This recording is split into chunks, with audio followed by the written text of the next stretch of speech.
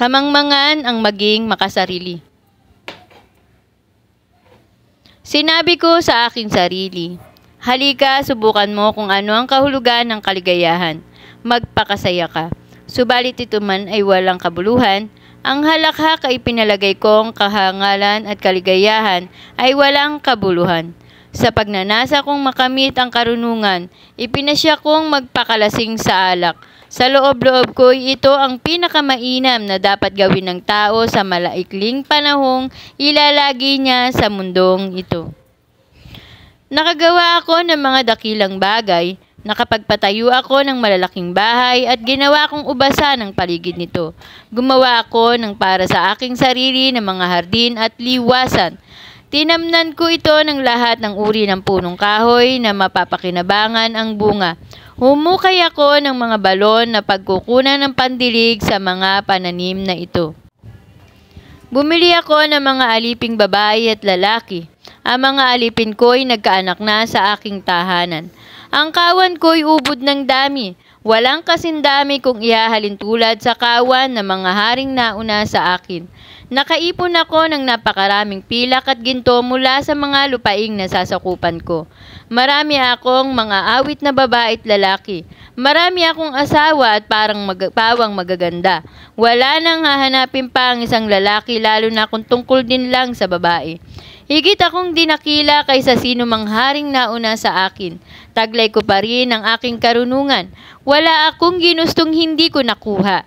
Ginagawa ko ang lahat ng aking magustuhan. Nalulugod ako sa aking mga ginagawa at iyon ang pinakagantimpala ng aking mga pinagpaguran. Pagkatapos, inisip kong mabuti ang mga ginawa ko at ang pagod na aking pinuhunanan.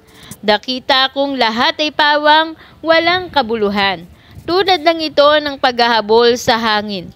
Naisip kong ang wakas ng isang hari ay tulad lamang ng nasa mga nauna sa kanya. Tinimbang kong mabuti ang karunungan ng kabaliwan at kamangmangan.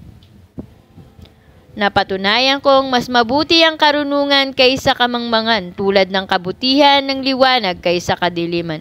Nalalaman ng marunong ang kanyang patutunguhan, ngunit hindi alam ng mangmang ang kanyang hangganan.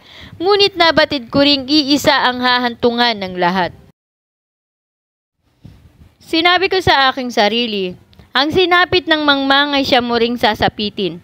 Ano nga ba ang mapalamo sa labis na pagpapakamarunong?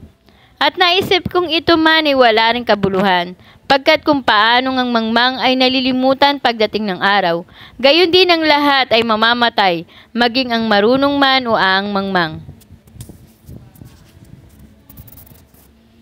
Kaya't kinamuhian ko ang buhay, sapagkat pawang kahirapan lamang ang idinulot nito sa akin.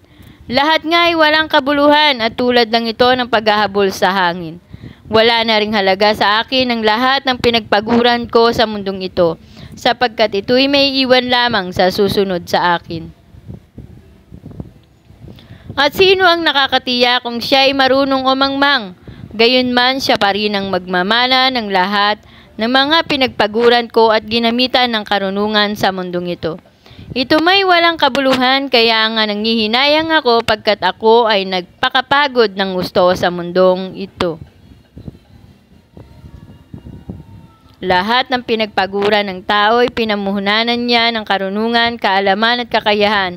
Ngunit pagdating ng araw ay iba ang magpapakasaya sa mga pinagpaguran niya. Ito ay walang kabuluhan at ito'y hindi tama.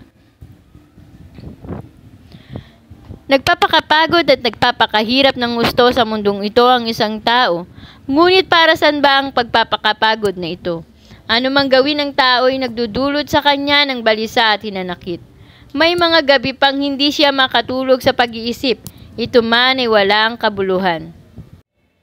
Ang mabuti pa sa tao ay kumain at uminom at pakinabangan ang bunga ng kanyang pinagpaguran. Alam kong ang lahat ng ito ay kaloob ng Diyos. Kung wala ang Diyos, sino pa ba ang makakakain o makakaranas ng kasiyahan?